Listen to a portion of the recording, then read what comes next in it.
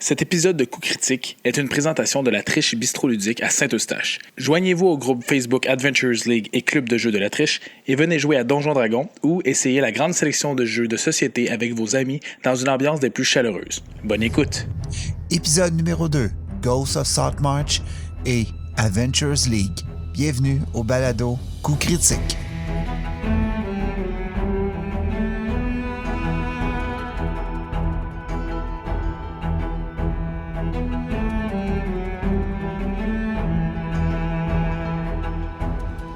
Ouais, fait que c'est ça, je me suis séparé avec la game que je fais avec le monde du travail. Je prends avantage de l'espace qu'on a, puis on a une belle table de conférence avec une TV juste en arrière de la grande table, finalement.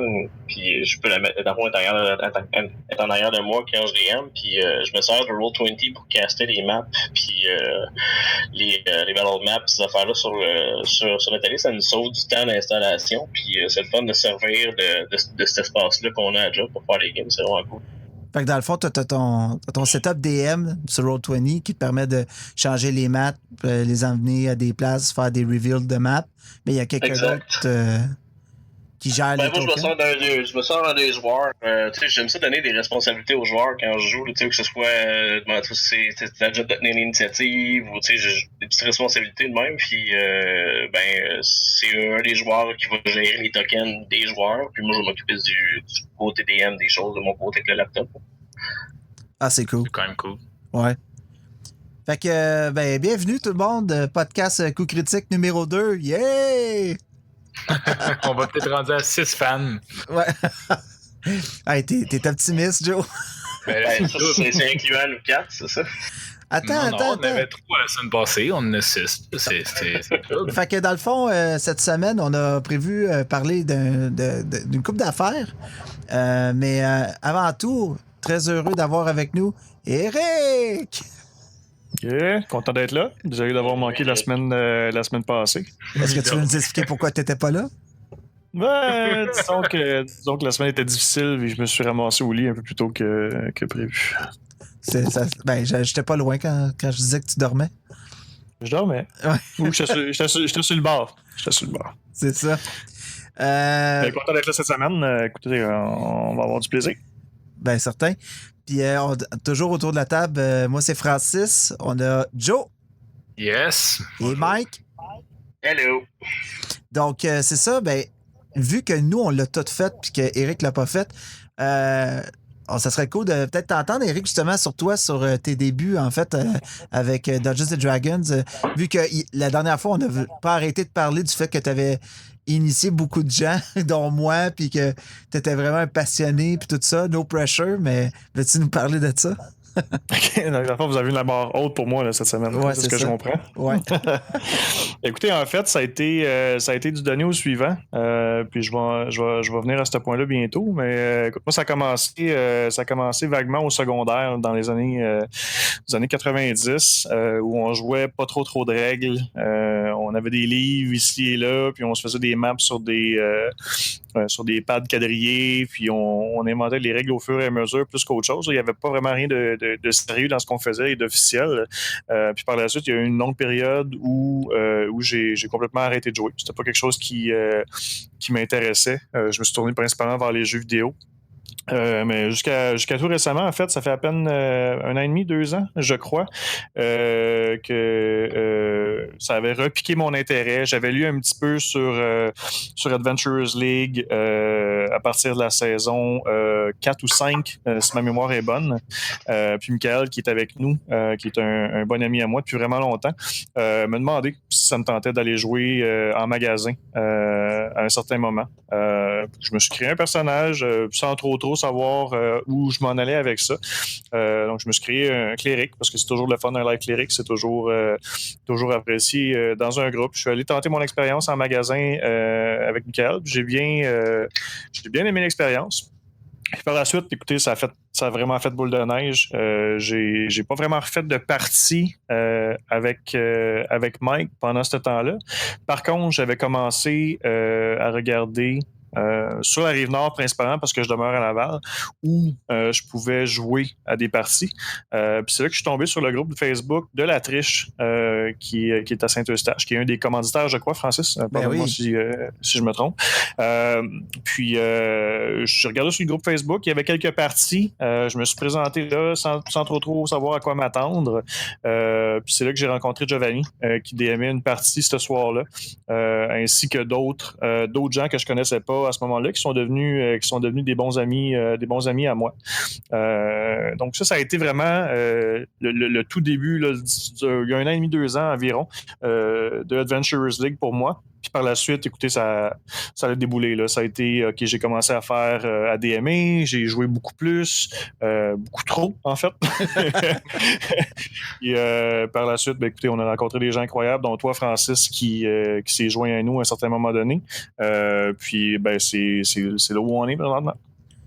Cool. On a vu Eric arriver disons que la communauté n'était pas établie, mais plutôt qu'on se connaissait tout un petit peu déjà. Dernièrement, même, il y a eu une nouvelle génération, dont toi, Francis. Puis Eric est arrivé, puis il faisait pas mal de roleplay, puis il embarquait dans le jeu, puis il se prêtait au jeu vraiment, contrairement à d'autres que quand ça arrive d'ailleurs, ou de d'autres parties, ou de d'autres places, ça fait pas nécessairement autant de roleplay, ça se garde une petite gêne. Vraiment, ça a cliqué assez rapidement, non seulement entre moi et lui, entre lui puis la game, puis qu'est-ce qu'on a amené dans la partie. Puis c'est sûr que pour un DM, on peut pas s'attendre à ce que tout le monde en fasse autant, mais disons que de mon côté, c'était apprécié parce que ça amène l'aventure plus loin. Ouais. Puis tu as été un bon communicateur pour donner ta passion, puis parce que moi, première game, là, j'ai été chanceux, c'est toi qui as DMé, puis t'as pas été avare de conseils ni d'idées sur comment je pouvais amener mon personnage, puis des trucs comme ça. Puis c'est là que j'ai comme eu la piqûre. Puis c'est un peu grâce à toi, un peu, qu'on est tous les 4 ensemble ici en ce moment. Ouais, veux pas, c'est une question de passion, D&D. Je pourrais dire la même chose de Michael. Dans le fond, c'était à cause de lui que j'ai recommencé à jouer. Puis le nombre d'échanges qu'on a eu à cause des réseaux sociaux, messages textes, les discussions qu'on a eues, mais ça, j'ai été capable de retransmettre ça justement aux joueurs. Puis Donjons et Dragons, à la base, si le DM, comme tu dis, est avare d'informations puis qui donne pas plein de possibilités à ses joueurs, vraiment, les joueurs vont être brimés dans leur expérience. Ils vivront pas l'expérience complète de ce que Donjons et Dragons peut offrir. Puis, écoute, les risques, pas les risques, mais les chances qu'ils reviennent s'asseoir à ta table pour rejouer avec toi sont minimes. Puis, en tant que DM, si t'as pas de joueur, tu DM pas. Fait que le but, c'est d'amener tout ce monde-là qui se connaissent plus ou moins à avoir une belle expérience, puis à essayer de vivre D&D de la même façon que moi je l'ai vécu. Là. L'inverse est aussi vrai pour les joueurs. Si t'as pas de DM, t'as pas de partie, t'as pas de partie.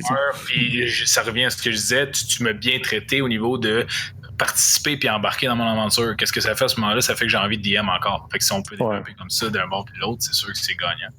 Effectivement. Mais vous allez apprendre à me connaître à travers les podcasts, puis vous me connaissez déjà. Je suis quelqu'un qui est assez extroverti. Je suis quand même un bon communicateur, puis j'ai pas trop de problèmes à donner mon opinion puis dire aux autres ce que je pense. Des fois à tort.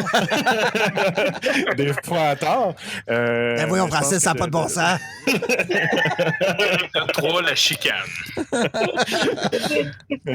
Comment éviter la chicane? Mais non, c'est vraiment fun d'être là, puis justement, on va essayer de partager cette passion-là puis ce hobby-là qu'on a avec les auditeurs. Là. Cool. Merci, Eric. Puis, en fait, moi, qu'est-ce que vous en pensez, les gars? Si on commence, en fait, on pourrait faire un petit segment sur Ghost of Saltmarsh qui est sorti récemment. Puis, on va s'attaquer à Adventures League après notre petite pause d'habitude. Là, juste parce que je pense que ça va être un gros morceau. On va pouvoir en parler pendant un bon bout. Donc, Ghost of Saltmarsh est sorti le 21 mai, je crois, en librairie, en pre-order. 2 versions. Première c'est le même livre, c'est juste que les couvertures sont différentes. Il va y avoir un article qui va sortir sur Critique sous peu là, sur un peu le contenu de Saltmarsh, sans spoilers, bien sûr. Là. Mais donc, une couverture édition limitée qui a été faite fini mât puis métallique avec l'un des monstres principaux. Y a-t-il quelqu'un qui peut me dire c'est lequel? Je n'arrivais pas à trouver Un Kraken? Ouais, ben non, c'est un... Non, c'est pas un Kraken, ça ressemble à un homme, un humanoïde. Ça, je pense que c'est un... si je vais dire tout croche, j'ai jamais regardé le prononcer comme faux, cette affaire-là. C'est un Shagwayen, une affaire de même? Sawajin. C'est un Ouais, Sawajin. c'est ça, oui. Sawajin, j'ai jamais réussi à le prononcer. C'est sa première couverture, c'est ça. Puis sur la couverture normale, ben c'est un bateau où on voit un peu le Kraken qui s'en vient. Puis un party sur... Avant ça. Donc, le concept de Ghost of Saltmarsh, c'est 7 aventures qui ont été conçues plus ou moins depuis les débuts de D&D jusqu'à peu près 2005-2006, je crois, qui ont été un peu revampées à la saveur 5e édition. Toutes dans un même module. Le tout est d'offrir une expérience plus navale, plus nautique, bord de mer, monstres marins. Le tout peut être joué déconstruit, donc on n'est pas obligé de faire une aventure une après l'autre. Par contre, ça peut être intéressant de faire carrément un camping setting, toute une campagne avec cette espèce de thématique-là, puis de créer des personnages. Il y a des nouveaux backgrounds aussi qui ont été ajoutés à Ghost of Saltmarsh aussi, qui sont tous reliés avec des métiers du monde naval. Donc c'est ça. Moi j'ai lu peut-être 4 chapitres jusqu'à date, surtout sur l'historique un peu derrière Saltmarsh, puis le setting. Je suis moins rentré dans les aventures parce que d'un coup que je jouerais, je voulais pas me spoiler trop là. Mais toi, Eric, je pense que tu en as lu pas mal. Je suis pas mal rendu à la même place que toi. Je pense que j'ai les 5 premiers chapitres de lus parce que moi, je vais commencer. J'aimerais ça commencer au moins les tiers 1 bientôt à la triche. Il y avait de l'intérêt récemment pour ces modules-là. Donc, c'est quelque chose que j'ai commencé à regarder, oui, effectivement. Donc, je sais pas si toi, tes impressions sur le setting, qu'est-ce que tu en penses? Je trouve ça intéressant. Surtout la portion, sans rentrer trop dans les détails, mais le chapitre 1, c'est vraiment comment positionner la ville ou le village de Saltmarsh, dépendamment dans quel timeline vous pouvez jouer, soit dans Faerun, soit dans Eberron, ça se place dans Dragonlance aussi. Donc, il donne des propositions à savoir où on peut positionner la ville dans le monde pour que ça fasse du sens. Ça, je trouve que c'est une approche qui est intéressante, dépendamment où on joue. Comme tu disais, c'est 7 modules ou cette ancienne histoire de D&D qui ont été réécrites, revamped et mis dans un genre de compendium. Il y a des belles collaborations dans certains de ces modules-là, dont un que j'ai été vraiment impressionné parce que il y avait deux personnes que j'apprécie vraiment beaucoup. C'est le module d'intro, en fait, que les magasins sont censés avoir reçu, qui s'appelle Salvage Operation, qui a été fait en 2005, la première fois. Le lead designer, c'était Mike Mearls, que tout le monde connaît. Puis, en regardant au niveau de l'édition puis de la production, il y a un certain Mike Schley qui fait partie de la liste de ceux qui ont fait l'editing. Puis Mike Schley, pour ceux qui ne le savent pas, ben, c'est quelqu'un qui fait des cartes custom et sur mesure aussi. Donc, il a son propre site web qui fait des cartes de D&D ou de roleplay en général. Fait que je trouvais ça intéressant de retrouver son nom à cet endroit-là. Ah, c'est nice, ça. Moi, ce que j'ai beaucoup aimé, c'est que le setting se passe dans une plus petite ville, un truc vraiment très portuaire. On pourrait associer ça à n'importe quel petit village, mais il y a tellement de choses qui se passent dans ce village-là, ça n'a pas de bon sens. Il y a une maison hantée, il y a c'est pas des spoilers, c'est indiqué déjà dans le setting que la ville a certaines régions, certains bâtiments qui ont une grande importance. Il y a en fait 3 factions à l'intérieur même de la ville qui s'affrontent un peu pour le pouvoir. Il y a les loyalistes, les traditionnels, puis une guilde un peu criminelle, je crois, là, qui essaie de prendre le contrôle. Puis tout ça peut être utilisé pour refaire des mini-quêtes, revamper une campagne, ajouter des tensions politiques. Mais ce que je trouve le fun, c'est que tout est dans le même village. Un groupe d'aventuriers, ils décident de faire une campagne là-dedans, mais tu peux carrément leur donner une maison à Saltmarsh, puis ils sont un peu les ressources ils peuvent être carrément la police de Saltmarsh, tu sais, puis essayer de régler beaucoup de conflits qu'il peut y avoir à l'intérieur même de la politique, puis de puis des villageois qui sont très marins, très des gens passionnés, là, de ce que je sais bien comment, des gens hardis, là, des gens qui ont de la corne dans les mains, là, tu sais. Ouais. Ça pourrait être quasiment un village, mettons, Gaspé, dans le bout de Gaspé ou l'île du Prince-Édouard, si on transpose ça à ce que les gens vivent aujourd'hui. Donc, des petits bateaux, ça vit de la pêche beaucoup, ça a leur propre structure à l'intérieur, mais comme tu dis, un joueur qui se ramasse à cet endroit-là aurait probablement un impact plus grand que d'accomplir des bons deeds dans des villes principales comme Waterdeep, Baldur's Gate ou Neverwinter. Donc, d'avoir un impact vraiment important au niveau des gens et des villageois. Je pense que c'est une belle opportunité pour les joueurs aussi. Est-ce qu'à travers ça, les aventures nous amènent en mer, j'imagine? Est-ce que il y a un développement au niveau de certaines îles qu'il y a dans la mer, ou c'est soit plutôt au village de Saltmarsh et ou en mer? C'est pas mal les deux. Souvent, le point de départ des aventures, ça va être au niveau de Saltmarsh même. Oui, il y a la découverte des îles qui sont en mer aussi. Mais une des portions que je trouve vraiment intéressante, c'est au niveau des bateaux. Donc, il y a moyen de développer tes bateaux. Il y a moyen de passer vraiment beaucoup de temps sur un bateau, des différents bateaux, les différentes vitesses, la différente grosseur de mât, le nombre de mâts, le type d'équipage que tu peux avoir, comment naviguer, comment utiliser puis opérer les vaisseaux que tu utilises. Puis, écoutez, les encounters en mer, tout le monde connaît les kraken. C'est sûr et certain qu'il va y avoir certains encounters avec ces créatures légendaires-là. Mais ça apporte une dynamique différente aussi. Si tu tombes en bas d'un bateau puis tu es en pleine mer pendant qu'il y a des grosses vagues, comment tu t'en sors? Surtout si tu as une grosse armure sur toi. Exact. C'est moins permissif, je vous dirais. Puis c'est pas tout le monde qui a le pied marin. Fait qu'il y a moyen de jouer avec ça aussi, avec les joueurs en tant que DM. Ça apporte vraiment beaucoup d'opportunités. Là. J'ai beaucoup aimé les backgrounds aussi, ce que ça ajoutait, parce que dans les backgrounds qui étaient déjà disponibles, il y avait pirate, là, on pouvait dire, OK, mon personnage est un pirate, puis il y a tel attribut. Là, ils en ont rajouté 3 qui sont très simplement un marine, par exemple, là, quelqu'un qui est entraîné comme un soldat naval. T'en as un autre que c'est plus un ship... en fait, c'est comme...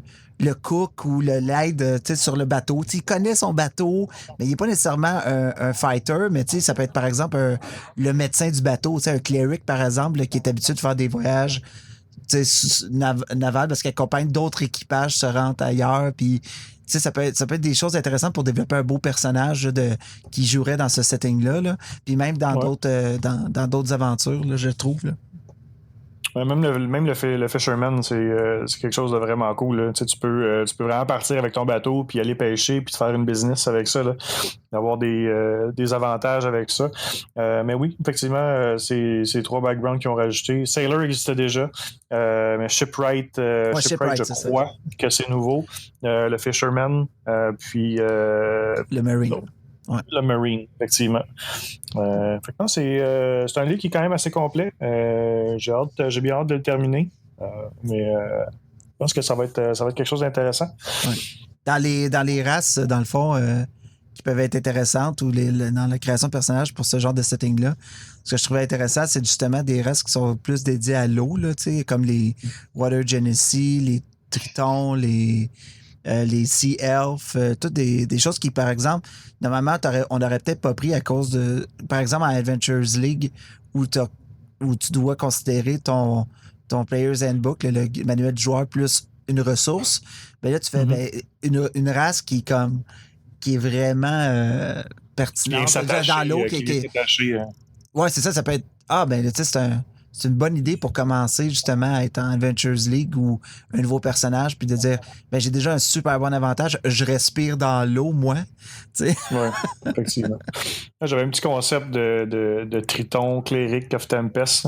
Alors, un genre de Poséidon, mais de la mer. Ça aurait pu. Moi, je me suis dit l'électricité avec l'eau. Pas sûr, mais c'est quand même peut-être quelque chose que je vais explorer éventuellement. Il y a le Water Genesee Druid. C'est pas pire. Effectivement, avec les shapeshift puis les Control les Water puis tout ça, là, non, c'est cool. Ouais, puis... ça pourrait être vraiment intéressant. C'est moins pire quand tu tombes à l'eau, disons. Ouais. Il y a même corrigez-moi si je me trompe, mais il y a peut-être le Elf Sea Elf ou le Sea Elf, là, un elfe, là, par exemple un bard ménestrel de bateau, genre le gars qui joue de la cornemuse ou de l'accordéon, c'est tout le temps sur le bateau qui met de l'ambiance, qui est le gros buveur, jaseur, ça peut être un personnage aussi le fun. Les textures vont être nombreuses et nouvelles aussi. Vous aimez ce que vous entendez? Visitez coupcritique.ca, un site web consacré uniquement aux jeux de rôle. Nous créons des articles sur les nouveautés et des critiques sur différents produits consacrés aux jeux de rôle. Pour nous aider à pousser le podcast et nos capsules de vidéos plus loin, visitez le Patreon de Coup Critique à patreon.com/Coup Critique. Donc, on va parler d'Adventures League, les gars. Moi, c'est ma première, en fait, présentation que j'ai eue à l'univers de Dungeons & Dragons. J'ai commencé directement en Adventures League, dans des parties organisées, puis c'est pas mal ça que c'est, dans le fond. Adventures League, c'est une espèce de regroupement c'est une méthode de jeu qui est reconnue par Wizards of the Coast, organisée en collaboration avec eux autres, puis plein de groupes un peu partout à travers le monde, qui permettent de jouer à Dungeons & Dragons de façon régulière ou non, d'initier des nouveaux joueurs. Vous, votre impression un peu de pourquoi ça a été fait, puis qu'est-ce que ça donne à Adventures League? Ben, personnellement, je me suis posé la question à savoir pourquoi c'était si réglementé et tout. Puis bien sûr, on veut, en amenant les parties à différents endroits dans des commerces comme la Triche, oui, ou à l'Expédition qui est à Montréal, ou à différents autres bars et tout, à ce moment-là, ça permet aussi de s'assurer que les joueurs, d'un, ils vont pas tricher, parce que c'est des choses qui peuvent être vérifiées au niveau du, on appelle le log sheet, pardonnez l'anglicisme, là, qui est la manière de garder nos parties. La feuille de route. La feuille de route, exactement, du personnage en tant que tel. Donc, ça permet aussi aux gens de ne pas pouvoir tricher et non pas arriver dans une partie puis il est plus fort que tout le monde ou quoi que ce soit. Donc, il y a un certain avancement qui se fait, qui ont amélioré aussi dernièrement. Mais je pense qu'en réglementant ça, ça met ça de manière légale. On parle de AL legal en anglais à cette heure. Donc, ça, c'est le fun. Mais c'est sûr, question de temps. Moi, quand j'ai commencé, je connaissais pas Donjon Dragon. Puis j'ai commencé en essayant ça en me disant, je peux juste y aller une fois. J'ai mon personnage, c'est le fun, c'est cool. Si j'y retourne une deuxième fois, tant mieux. J'ai pas besoin de demander à ma femme si je peux jouer pour la prochaine année, les lundis soirs, là, tu sais. Mais, ouais, puis en fait, c'est sûr que quand tu commences en Adventures League, tu fais. Il y a la fameuse règle, là, ça parle là, de création de personnage, le Player's Handbook, donc le manuel du joueur, plus 1. Donc, plus 1, c'est un livre de ressources de création de personnage que tu peux ajouter au manuel de joueur. Donc, par exemple, si on veut jouer un humain normal, ben là, on peut carrément prendre le Player's Handbook puis se rajouter un livre comme Xanatar's Guide to Everything qui comporte des options de personnages différentes pour agrémenter son personnage, la création de son aventurier. Par contre, si par exemple on prend une race qui est dans un certain livre, comme par exemple le Azimar qui est dans le Volo's Guide to Monster, ben là, ça devient notre plus 1. Donc, on doit prendre en considération que on va pouvoir créer notre personnage seulement avec les options de ce livre-là et du manuel du joueur. Moi, quand je suis arrivé, puis j'ai vu que je pouvais créer un personnage, mais que c'était dans ces limites-là, j'étais comme, bon, OK, je voulais faire peut-être d'autres choses, mais finalement, quand je vois ça en arrière, je comprends que c'est pour une question d'équilibre, là, beaucoup, pour que justement ton joueur soit le plus compatible, peu importe la partie dans laquelle il va être dans Adventures League, right? C'est pour éviter surtout aussi qu'il y a des joueurs qui fassent des combinaisons un peu, on va dire munchkin ou whatever, là, qui vont trop prendre le spotlight dans une game parce qu'ils vont pouvoir faire tout. C'est un système de règles D&D, mais c'est pas unbreakable. Je pense pas qu'il a été fait pour être unbreakable.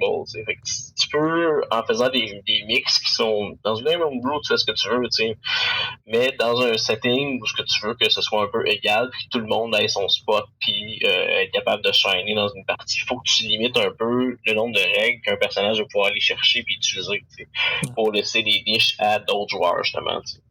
Non, c'est un peu anticlimatique, là, si on y pense. Tu veux donner la possibilité à tout le monde d'être représenté puis d'avoir leur moment de gloire, si on veut, pendant une session. Fait que d'avoir ce genre de personnage-là qui aurait accès à toutes les meilleures filles, les meilleures races, les meilleurs traits raciaux, des trucs comme ça. Ça fait des combinaisons de personnages qui sont un peu pas surpuissants, mais qui pourraient rendre les parties un peu désagréables puis un peu à sens unique là, dans la direction de leur propre personnage. Ouais. Puis autre point une autre caractéristique de Adventures League, c'est qu'elle est composée en saisons. Je sais pas si Eric, toi, tu m'en as parlé souvent des saisons quand tu m'as initié à Adventures League. Là. Est-ce que tu veux en dire un peu plus là-dessus? Les fameuses saisons. Les fameuses saisons. Écoute, moi, j'ai commencé sur le tard. Fait que j'ai commencé avec la saison 5. Donc, je connais beaucoup la saison 5, 6, 7 et 8. Pour ce qui est de ce qui se passait avant, peut-être que Joe ou Mike auraient peut-être un peu plus d'informations par rapport à ça. Je sais que la saison 1, la saison originale, je crois que c'était en 2014, 2015, je crois, la première. Tyranny of Dragons, que ça s'appelle. Ouais, c'est Tyranny of Dragons. Mais l'année. Il y avait 2 saisons connexes là, qui étaient basées sur Tiamat et la Tyrannie des Dragons. Ouais. C'était le premier module qui est sorti, ça. Ouais, exactement. Donc, c'est Tyranny of Dragon puis Or of the Dragon Queen, si ma mémoire est bonne. Ces deux-là, qui étaient basés, comme je dis, sur Tiamat, la déesse Evil, si on veut, des dragons et qui veut prendre sa part du marché, si on peut dire comme ça.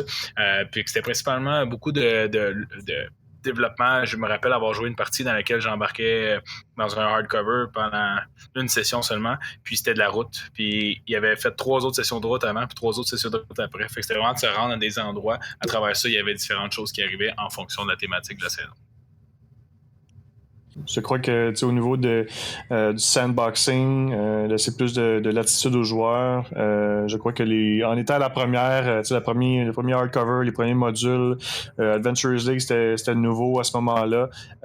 Fait que c'est sûr que tout n'était pas parfait, j'ose imaginer. Mais c'était le début de quelque chose de bien. Là. Absolument. Saison 2, Elemental Evil, qui était quelque chose d'un petit peu plus général au niveau de la thématique. Mike, tu la connais un peu? Je pense que la première game que j'ai faite en magasin, c'était un intro à Elemental Evil. Je l'ai pas joué, j'ai lu le livre par exemple, c'est quand même très nice comme module, je l'encourage. Il est un petit peu plus compliqué à runner que justement ce qu'ils ont fait. Tu vois qu'ils ont appris beaucoup de ce qu'ils ont fait dans ce module-là pour les autres. Puis ils ont fait c'est une aventure qui est comme un peu classique là, avec des monstres classiques que tu peux rouler, là, qui explorent bien les univers de D&D. Là. C'est vraiment chouette. Saison 3, c'est Rage of Demon. Pour ceux qui s'y connaissent, c'est dans les abysses que ça se passe. Contrairement à ce qu'on a parlé un petit peu dans le dernier épisode, là, au niveau de on va en enfer, là, c'était plutôt en abysse avec les démons. Je peux l'expliquer si vous voulez, là, la différence entre un diable et un démon, dans le fond. Eric, je sais que tu t'y connais quand même bien. Là, corrige-moi s'il y a quelque chose qui est de travers, mais les démons sont un petit peu plus pêle-mêle. C'est plus du... bon, il y a tout... C'est du gros n'importe quoi.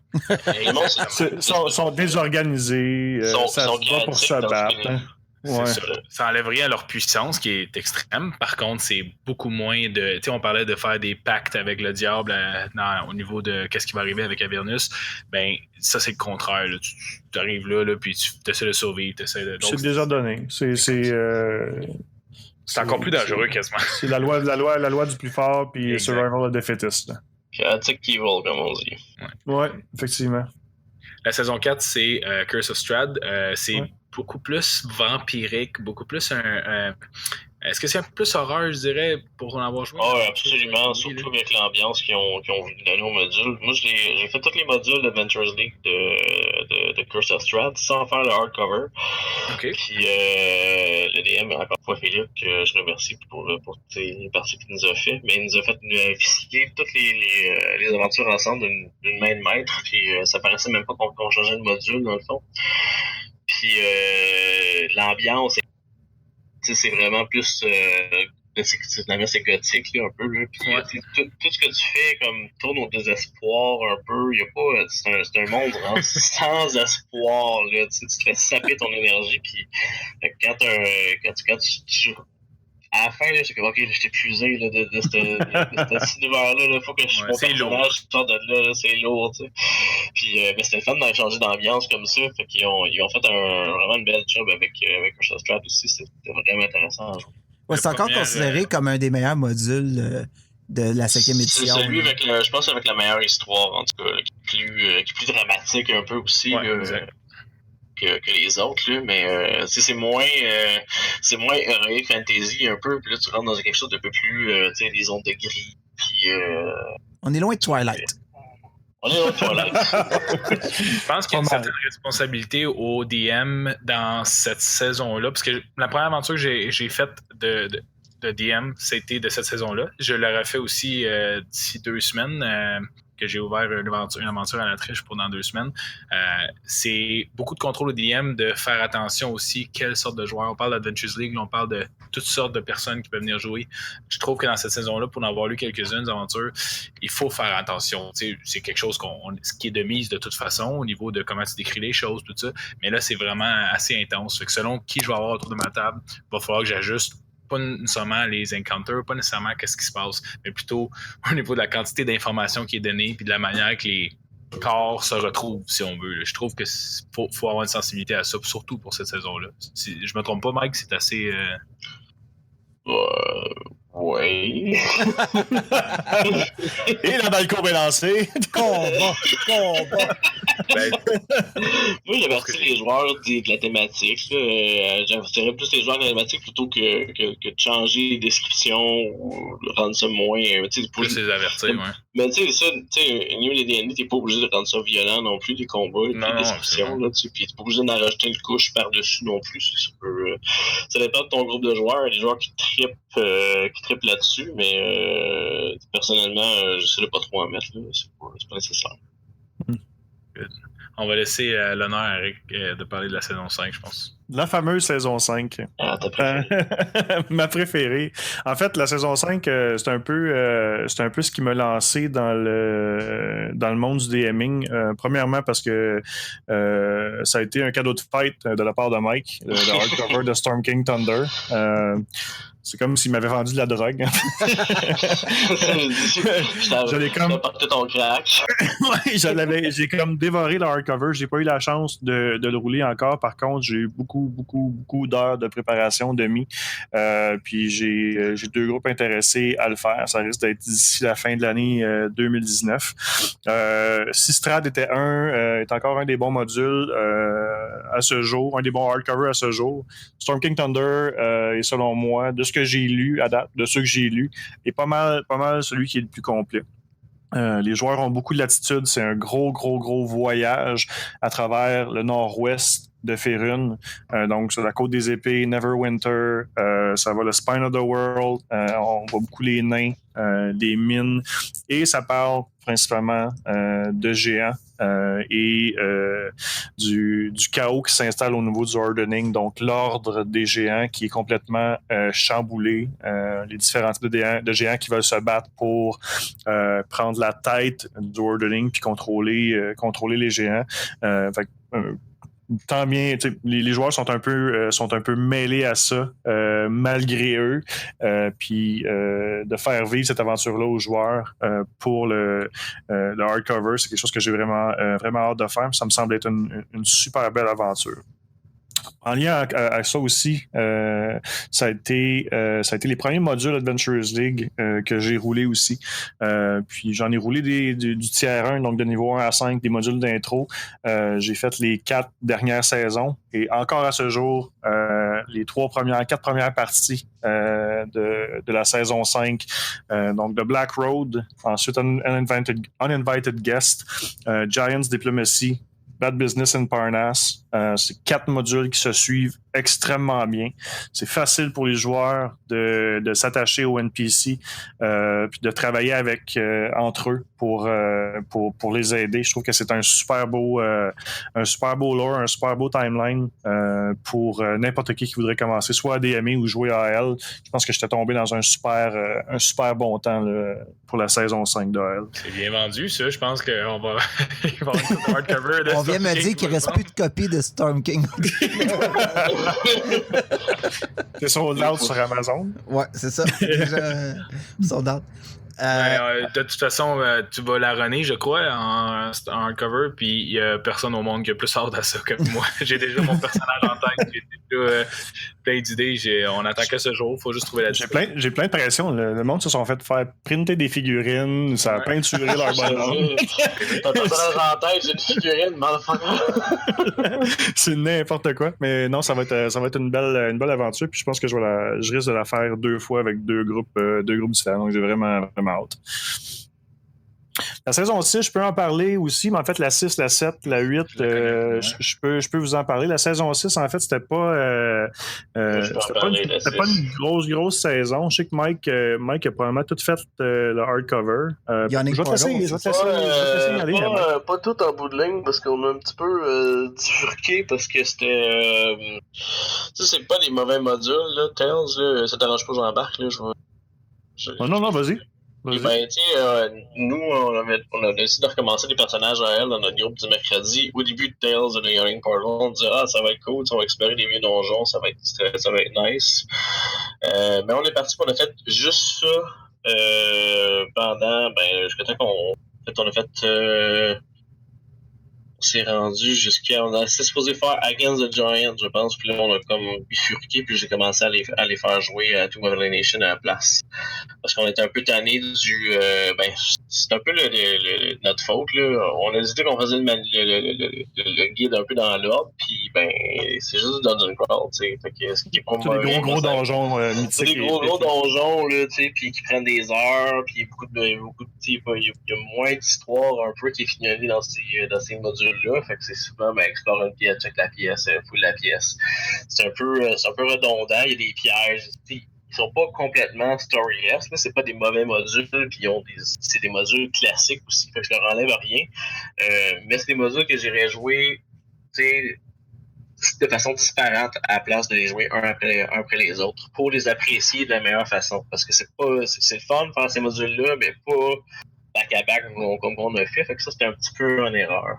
Les intégrer dans des histoires là, ici et là, ça pourrait être une bonne option aussi. Par contre, l'intégrer dans tes games en deux parties d'un autre module, c'est totalement legit, puis tu peux le faire, puis si ça fit dans ton histoire, fais-le, c'est le fun. Je pense qu'ils sont là pour ça, puis je pense que Saltmark est un peu composé comme ça. Je l'ai pas encore, mon livre de Saltmark, j'attends, je vais l'avoir vendredi, il est un petit peu late sur le order.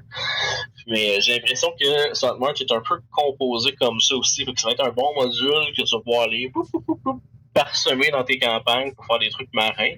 Mais j'ai pas l'impression que c'est un module qui va être personnellement linéaire. Mais je me trompe peut-être parce que je pense que... Non, mais je te confirme, c'est ça. Oui. C'est pas mal ça, hein? Ouais. C'est comme ça qu'il a été écrit, c'est comme ça qu'il a été vendu aussi. Je pense que c'est correct aussi, puis je pense que ça fait des compléments de produits aux grosses campagnes qui est intéressant de la part de Wizard, au contraire, d'avoir ces deux types de campaign guides qui sortent. C'est un par année qui va être le Baldur's Gate Avernus, là, qui aura une grosse histoire épique, puis un autre qui est peut-être qu'on va chercher dans... ça fait 2 fois qu'ils font ça, ils vont aller chercher dans l'histoire qui est extrêmement riche, des modules de D&D qui ont été publiés par le passé, puis ils vont les réadapter pour la 5e, puis ils vont sortir des modules comme ça. Je trouve ça intéressant que comme concept. Le produit là se complément, puis que ça vienne chercher plusieurs trucs. Là, j'aime les 2 types de release qu'ils font maintenant par année. C'est vrai que ça peut apporter, ça peut aller chercher différentes personnes. Tu parles de Tales of the Yawning Portal, que c'est beaucoup de Dungeon Crawl. Personnellement, je connais du monde que sont moins roleplay, sont moins dans les personnages, sont plus je veux tuer des bébés. Je veux rouler des dés. C'est totalement ça que c'est très ça vient chercher un autre peut-être, puis c'est parfait comme ça, on est les deux. Mais pour en revenir à la telle de Yawning Portal, effectivement, c'est mon expérience que j'ai eue de ça, mais c'est des très bons modules, mais là qui peuvent être très longs. Moi, j'étais supposé d'aimer le Death Int, puis j'étais découragé par la taille gigantesque du module, puis de tout ce qu'il y avait à gérer dedans. Là, ça m'a... Il y a plusieurs sessions, tu veux dire? Ça aurait pris, je pense, des mois. Là, la complexité de ce donjon-là et de l'interaction des NPC, il y avait un côté politique dans le donjon, c'est n'importe quoi. Avec les Red Mage, il y avait plusieurs façons d'approcher vraiment toutes les étapes de... C'est un gros puzzle, le donjon, là, fait que c'est quand même complexe, puis essayer de traduire correctement les joueurs. Moi, je trouvais ça complet, puis je suis très content d'aimer le prochain module qu'on va parler, qui est Tomb of Annihilation. À toi l'honneur. Ah ben oui, c'est vrai qu'il faut que le DMé. Je peux commencer à faire une petite intro si tu veux. Ouais, moi j'en ai une bonne intro pour ça.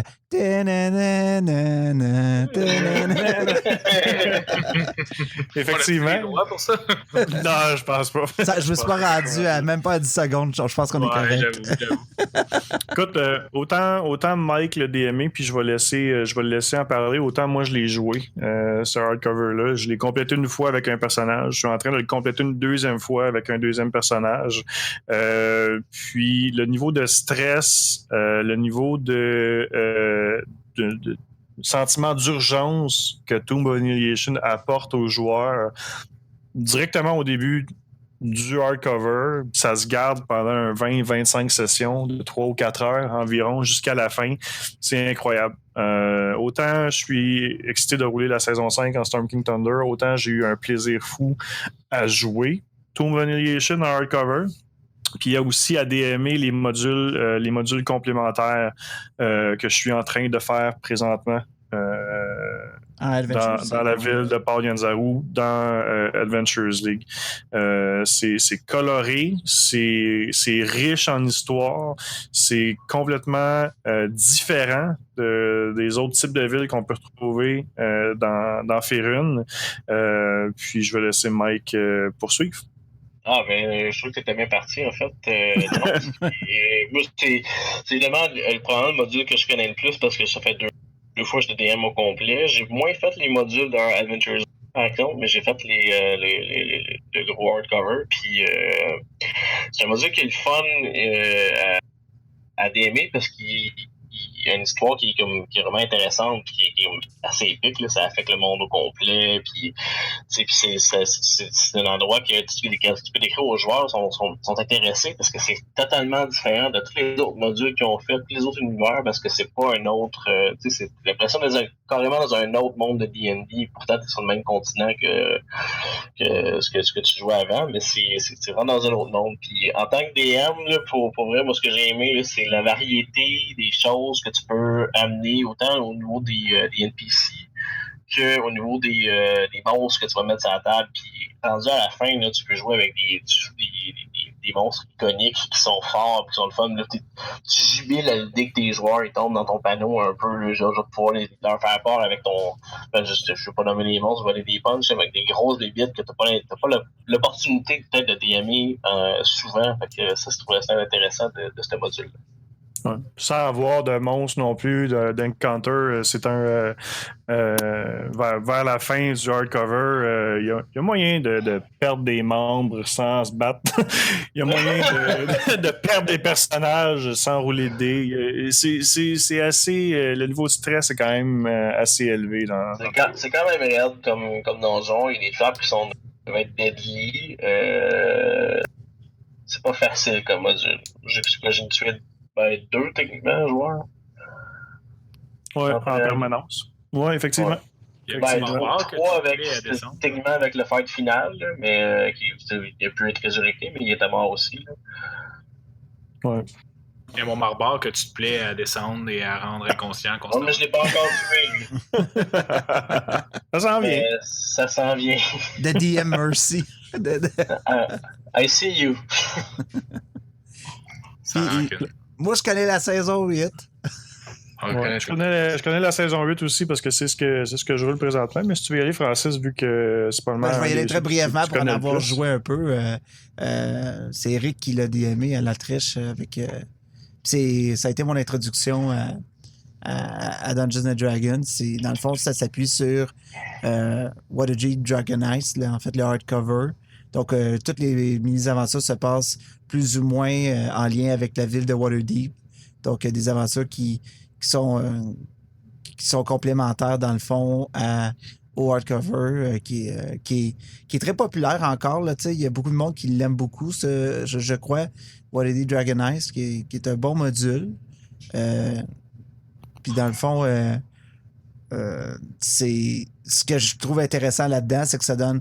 On est loin de genre plein de cavernes avec des gobelins dedans. Là. C'est vraiment... Tout se passe en ville. La ville est vivante autour. Il y a une manière de tirer profit de ce que les habitants de Waterdeep peuvent amener comme joueurs. Puis je pense que comme DM, ça doit être intéressant à rouler justement parce qu'il y a tellement de NPC puis de choses qui peuvent arriver puis qu'on peut créer. Donc ça peut être vraiment cool autant pour les joueurs que pour les DM. Ça fait penser à un tour guide un peu de la ville pour vu qu'Eric nous a runné une coupe de modules. Ça fait penser à un tour de la ville, vraiment. Là, ouais. OK, ici, vous arrivez là, ça, c'est un cimetière. OK, ça, c'est d'autres choses. C'est vraiment, OK, il y a ça dans la ville. J'avais l'impression d'être à New York puis que je me faisais faire le tour par la personne qui parle sur l'autobus. Ouais. C'est une autre vitesse, je vous dirais. Autant, si on part, maintenant de la saison 7 à la saison 8, de la saison 7, on est dans la jungle, sans trop rien spoiler, où il faut survivre, faut se battre, faut vérifier son eau, sa nourriture, puis essayer de trouver le but ultime de la raison de la présence des joueurs dans Chaude. Puis par la suite, un coup qu'on finit ça, on retourne dans Waterdeep pour la saison 8. Puis là, on se retrouve dans un endroit qui est hyper civilisé, qui est Waterdeep. Donc, des règles, la loi. On peut pas sortir notre épée puis juste tabasser quelqu'un dans le milieu de la ville. Il y a des je cherche mes mots. Il y a des conséquences à tous les gestes que vous pouvez poser. Donc, au niveau du hardcover, ça amène les joueurs justement à apprendre à connaître la ville, à progresser à travers ça, un système de règles, la loi, les moyens de transport, avec un petit plotline qui est quand même vraiment intéressant, qui amène les joueurs à se confronter contre plusieurs factions importantes, dont les Anatars et les Interim pour ne nommer que ceux-là. Puis pour les modules, comme Francis disait, oui, effectivement, c'est quelque chose que je roule beaucoup à la triche. Puis j'ai essayé d'avoir une approche différente avec cette saison-ci. Il y a beaucoup de gens qui pensent que Adventures League, c'est... avec raison, en fait. Il y a beaucoup moins de roleplay parce que c'est des modules qui sont quand même assez minutés. Il y a une ligne directrice. Ce que j'ai essayé de faire, je crois, avec succès, Jonathan et... pas Jonathan, Giovanni et Francis pourront en témoigner. Ce que j'ai essayé de faire, c'est d'avoir deux groupes différents qui font les mêmes modules. Donc, quand même une bonne communauté à la triche, d'avoir entre 10 et 12 personnes à deux tables différentes, à deux moments différents, qui font deux fois la même aventure. En tant que DM, ça permet de s'améliorer, de voir des alternatives différentes, comment les joueurs pensent. Mais si ces 12 joueurs-là se retrouvent pour la suite des aventures à une autre table, même s'ils n'ont pas fait la première aventure ensemble, ils ont quand même le background de l'histoire. Ils savent à peu près ce qui s'est passé, même si le résultat n'était pas le même, si la façon d'y arriver n'était pas la même. Donc, ce que ça a fait, c'est qu'on est rendu à la deuxième trilogie du tiers 2 présentement. Ça fait que les joueurs tous les joueurs connaissent leurs personnages, ont déjà eu une interaction à travers la ville de Waterdeep, sont arrivés à leur fin de façon soit similaire ou différente. Je pense que ça a créé un monde à travers certains modules qui ne sont pas vraiment censés en être un. Ça a créé un monde puis un certain bonding à travers les joueurs puis la ville de Waterdeep.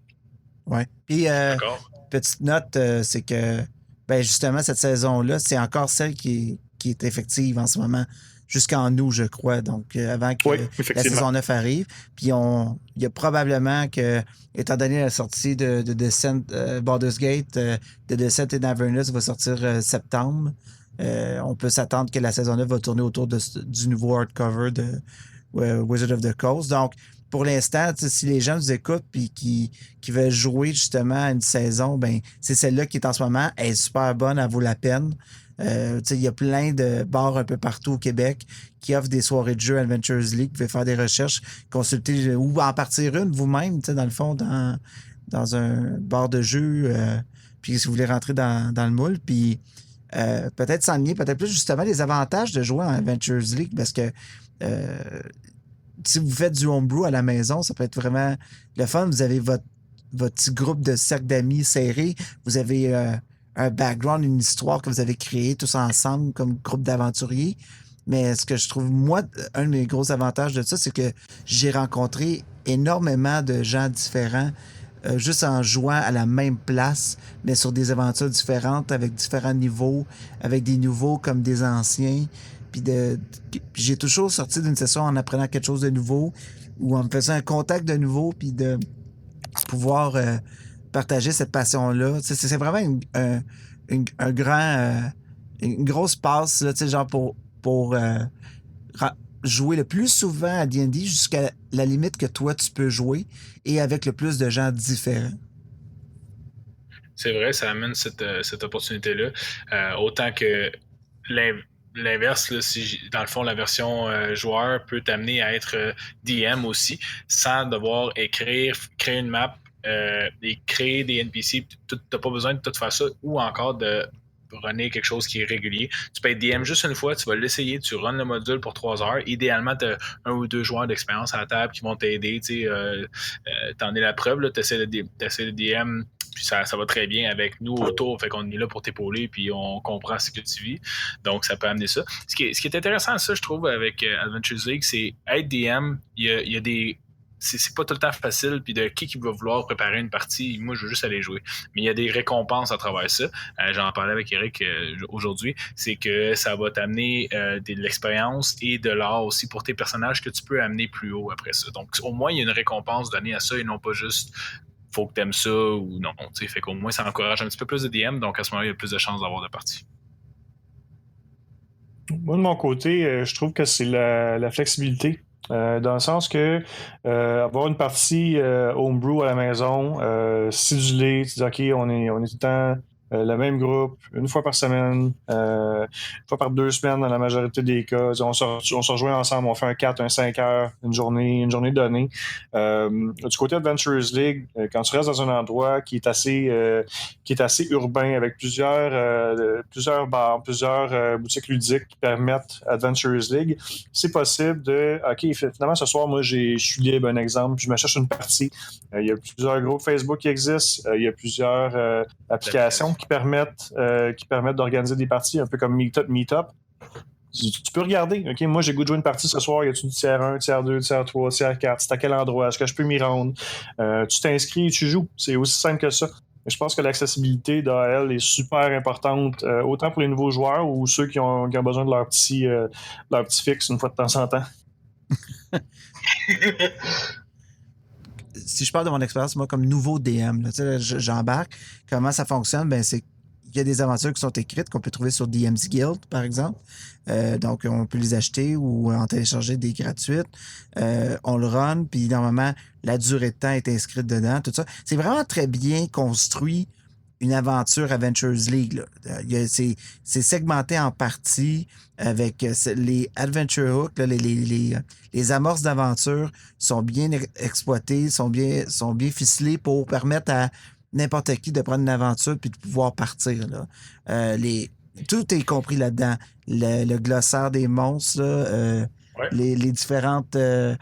les différents checks qu'on propose pour les joueurs à faire dépendant telle ou telle situation. C'est vraiment un beau guide pour quelqu'un qui commence à DMer, puis je trouve ça le fun de moi pouvoir avoir commencé avec un système comme ça, justement, parce que je me dis, OK, je suis pas capable de me taper 400 pages, j'aurais pas l'attention ni le temps de m'investir pour lire tout le module, tout comprendre où je veux emmener les gens, puis tout ça. Je peux juste prendre un 10 pages, là, puis le maîtriser à fond, puis let's go, je me lance. Puis c'est ça que j'ai fait, dans le fond.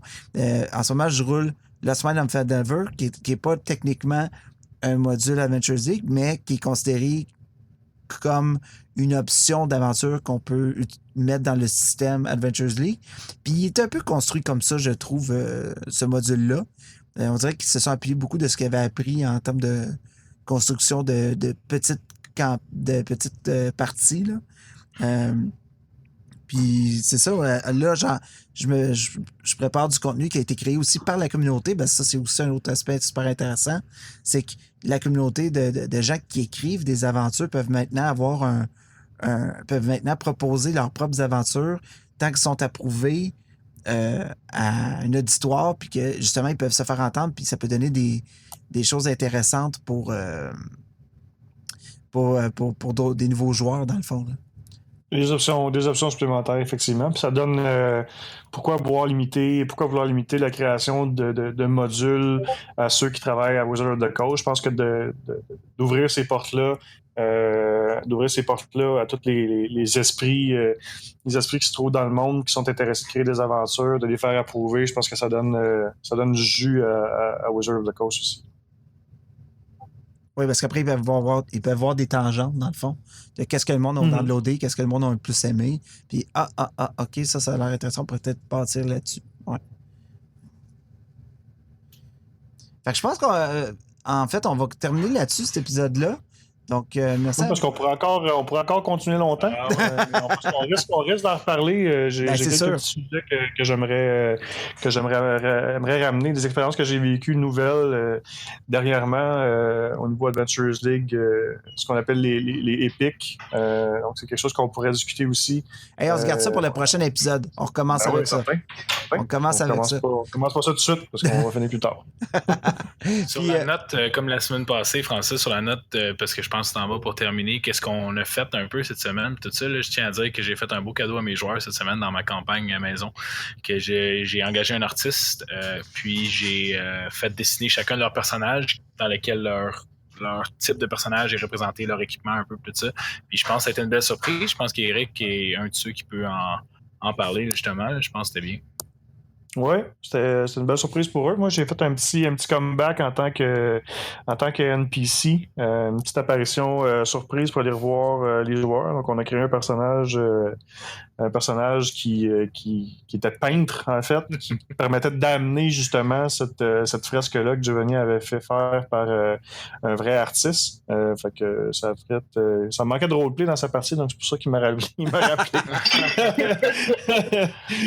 Donc, ça donnait un moment vraiment intéressant avec les anciens joueurs avec lesquels je jouais. Quelque chose que je vais immortaliser, bien sûr, en le mettant sur un gros cadre, puis en le mettant dans mon sous-sol, c'est ça. Ça va continuer encore, là, donc... c'est un beau cadeau, pour vrai. Tu sais, justement... Donjon Dragon, c'est un truc qui se passe beaucoup dans notre tête, dans notre imaginaire, mais c'est sûr qu'à chaque fois qu'on peut avoir un petit morceau qui se concrétise dans le réel, ça donne une plus-value ou c'est des beaux... ça crée des belles... en fait, des beaux moments, dans le fond. Si tu veux, on partagera ça me fait plaisir de la partager, la photo, là, sur la page Facebook que je verrai avec toi, puis on la mettra. Puis nos 7 fans, maintenant on en a 7, là, je l'ai vu, ils pourront voir un petit peu voir quel artiste a fait ça, oui, mais aussi voir qu'est-ce que ça peut amener là, d'avoir un groupe comme ça. Super. Toi, Éric, qu'est-ce que tu fais là? Tu travailles quoi là? Cette semaine, écoute, j'ai DMé hier la première partie de la deuxième trilogie de la saison 8. Skull Square Murder. C'est quand même une partie quand même assez difficile. Je crois que les joueurs ont été vraiment challengés. Je m'amène de plus en plus pertinent dans l'ajustement de mes encounters. Le roleplay, ça allait bien aussi. La création d'un NPC, ça se passe dans un endroit qui est assez glauque. Donc, je crois que les joueurs ont apprécié. Giovanni était là avec sa copine. Il y a quelque chose que j'ai jamais vu encore, c'est qu'on n'a pas eu à se battre à la fin. Ouais. Les joueurs ont eu une façon de s'en sortir, mais ils ont quand même été tapochés solidement à l'encounter d'avant. Donc, ça s'est bien balancé.